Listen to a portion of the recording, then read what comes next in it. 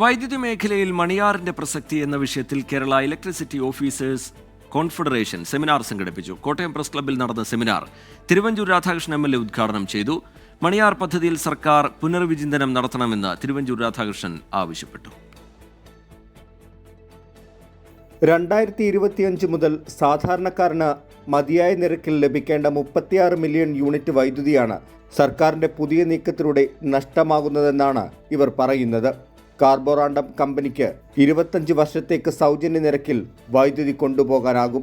സംസ്ഥാനത്തിന് കടുത്ത നഷ്ടം വരുന്ന ഈ നടപടിയിൽ നിന്നും സർക്കാർ പിന്മാറണമെന്നാണ് മുൻ മന്ത്രി കൂടിയായ തിരുവഞ്ചൂർ രാധാകൃഷ്ണൻ MLA ആവശ്യപ്പെടുന്നത്.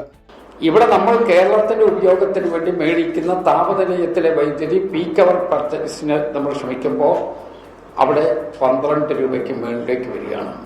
ചിലപ്പോൾ 10-15 പൈസ അങ്ങോട്ടും ഇങ്ങോട്ടും താഴ്ന്ന് നിൽക്കുന്നിരിക്കാം. പക്ഷെ 12 രൂപയ്ക്ക് അടുത്തവിടെ വരികയാണ്. ഇവിടെ ഉൽപ്പാദന ചെലവ് 40 പൈസയായിട്ട് നിൽക്കുകയാണ്. ഈ ഡിഫറൻസ് അല്ലേ നമ്മൾ കാണേണ്ടത്.